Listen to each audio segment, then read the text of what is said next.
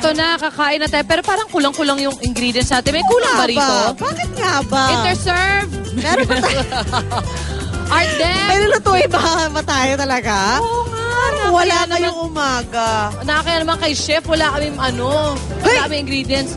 Mari, do you see what I see? Kuya. Sige lang. Kuya, ipasok mo lang yan. Sige lang. Go. Kuya, hindi ba dapat nasa UP ka? Wow! Ay, Kiki. Oy, alam ko na. Yan na lang. I think kung yan, baka pwede na to. Pero gawin natin homemade. Yan, para mas lahat maganda. ng tao sa bahay pwede gumawa. Tama, kasi kung nainggit sila, hindi sila wala silang dumaan na kikiam seller. Sa atin sa loob ng studio, ang galing. Ito, nagawa lang tayo ng ating homemade kikiam na swak sa snack time at pwedeng pang ulam. Tama-tama, ito yung mga ingredients natin at ituturo sa atin yan ni Chef Christopher Karangian. Good morning, Chef. Hi, Chef. So, ito yung homemade kikiam natin. Okay, paano Kadalasan ba gawin ng yan? ingredients po natin, makikita sa bahay, pangkaraniwang mga ingredients. Okay. Yan, salt, pepper, may carrots tayo, merong garlic, onion, brown sugar, cornstarch, tsaka yung ating pork. ground Okay, so pork. gawin na nga natin yan. Lalagay muna natin yung ating mga Yung mga gulay-gulay. gulay-gulay natin, extender Pero yung natin. yung kikiam na binibenta, may gulay ba yun?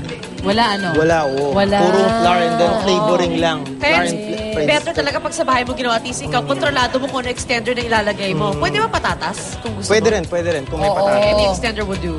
Yun. So, may Tapos, asukal. yung asukal, yung brown sugar, yung nagbibigay ng kakaibang lasa doon sa ating kikiam. Oh, alright. So, para siyang burger. Parang ganun. Diba? Pero may Ibang shape asukal. Ibang shape. Yung iba, para maglasang Chinese, naglalagay din sila ng ng oyster sauce, ng sesame oil. Pwede. Yun. Kaya kami mga gusto, lahat sa amin may Tama. oyster sauce. Tama. Para Why not? malinam na maalat-alat. Tapos ang binder natin, yung cornstarch, Cornstarch. pork flour, Aha. at saka Okay. isang egg.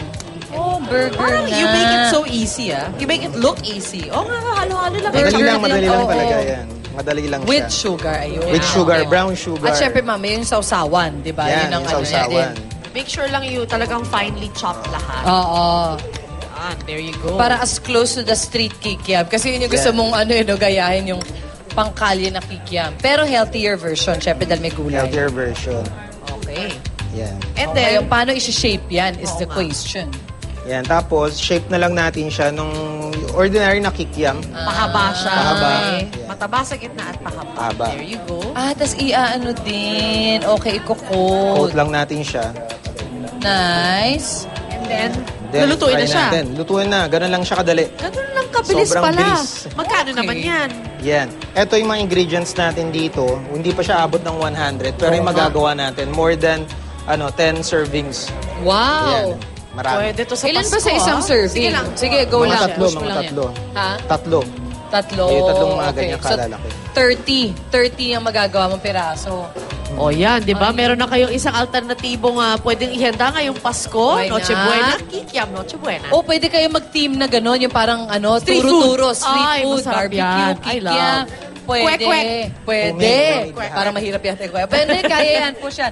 Thank you so much sa iyo, Chef. Chef Chris. Alright, mag-enjoy po tayo sa ating kikiam. Go. At may namimiss ba kayo sa proseso ng paggawa ng homemade kikiam? Huwag po kayo mag-alala. Bisitahin lang ating Facebook page ng Unang Hirit at ipopost namin ang recipe doon. Remember, it's www.facebook.com/unanghirit kasi ang dami ibang page eh. Correct. O yan. Oh, So yan. tama yung sinabi ni Yun. Lilet. Ito naman ipaparinig naman sa atin ni Glock 9 ang kanyang bagong hit single, Live na Live.